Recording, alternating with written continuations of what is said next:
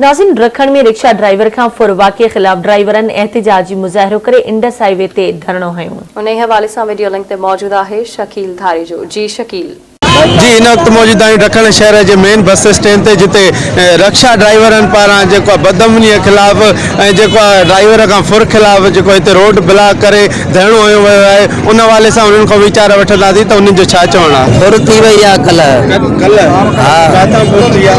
पोइ हुन सुई ते परियों हाणे पुलिस छा थी चए? पुलिस ॾे विया आहियो? पुलिस ॾे विया हुआसीं। छा थी चए पुलिस? पुलिस वारा चवनि था कंदासीं, वापसि खपे न त सूब खपे। रोज़ था वहूं असां, रोज़ काॾे वेंदासीं? ग़रीब माण्हू वहंदासीं त हिते नी 15,000 बि खसिया आहिनि, मोबाइल बि टच खसिया आहिनि, गाॾी अटे ई मां भरियूं पियो अचां। भाऊ असां गुज़ार में जुड़े जो कल्ह खणी पियो अचे अटो तंहिंखां अलावा उतां पोइ काथां बि हिनखे माना साढी असां हिसाब निकितसि, हिकिड़े हिसाब निकितसि, गॾु माण्हू निकितसि।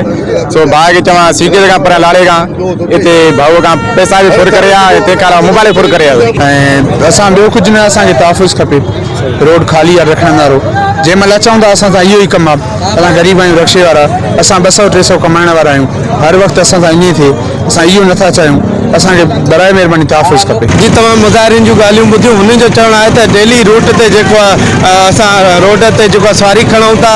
कल्ह जेको आहे उन रिक्शे ड्राइवर खां हथियारबंदनि जेको 15,000 रोक ऐं मोबाइल फ़ोन ऐं ॿियो सामान जेको आहे फुर कयो आहे। हुननि SSP शिकारपुर ऐं ॿियनि वस वारनि खां मुतालबो कयो आहे त जेको आहे रोक रक़म ऐं चोरी थियल सामान वापसि कराए ऐं जेको आहे बदअमनीअ ते ज़ाब्तो आंदो वञे।